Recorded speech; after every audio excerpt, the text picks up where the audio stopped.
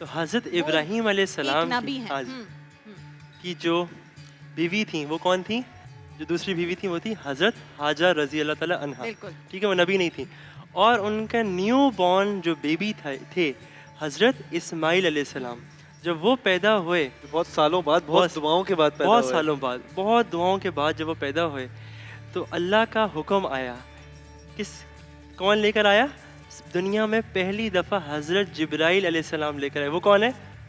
فرشتے. سب سے بڑے فرشتے ہیں اللہ کے. جب وہ لے کر آئے، انزرا کے ہاتھ میں مائک دے دو، صحیح جواب دے رہا ہے. بالکل گڈ بوائے. یہ ہمیں حدیث بھی یاد کر کے آیا آج. ہاں بالکل.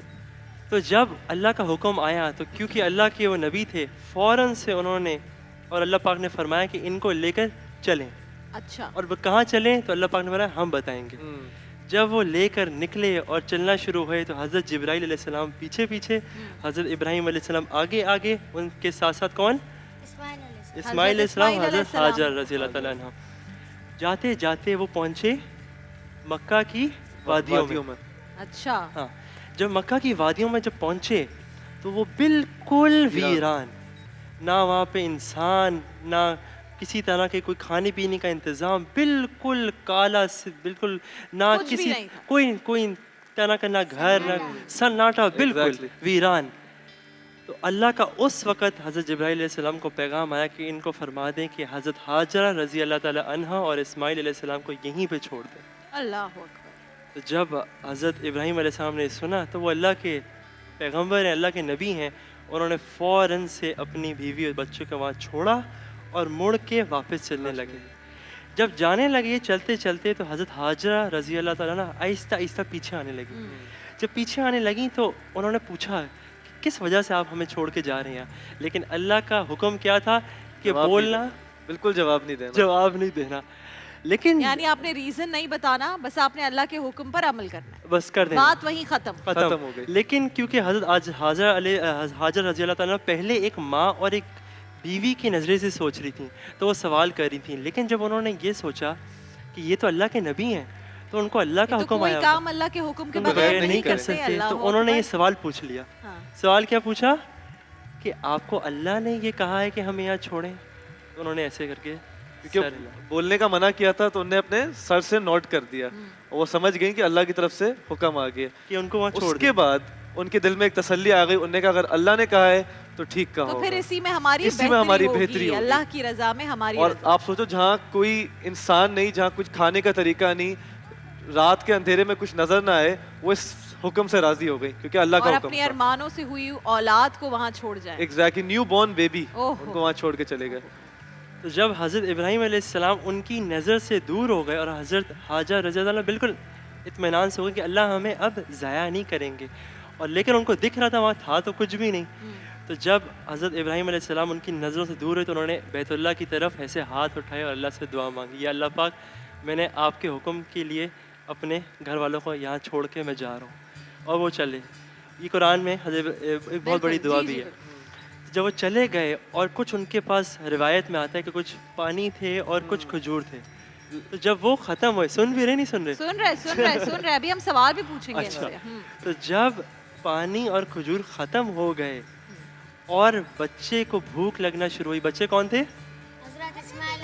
اسماعیل علیہ السلام کو جب بھوک لگنا شروع ہوئی، اور وہ ساری نالج غلط ہے، بالکل غلط ہے. تم ادھر آ کے بیٹھو میرے پاس تاکہ تم آرام سے سن سکو. ادھر آ کے اور وہ رونے لگے، اور ماں تو اپنے بچے کا رونا برداشت نہیں کر سکتی. جب وہ بے چین ہوئیں اور ماں کے اندر کی ممتا جاگی تو انہوں نے صرف اپنے بچے کی خاطر وہ گئیں اور بالکل ویران جگہ میں کس پہاڑی پہ جا کے چڑھ گئیں؟ صفا پہ جا کے چڑھ گئیں. اور صفا میں جا کے چڑھ کے انہوں نے دیکھا کہ بالکل ویران، کوئی کسی طرح کا کوئی انسان نہیں کہ کسی سے مدد مانگ سکے.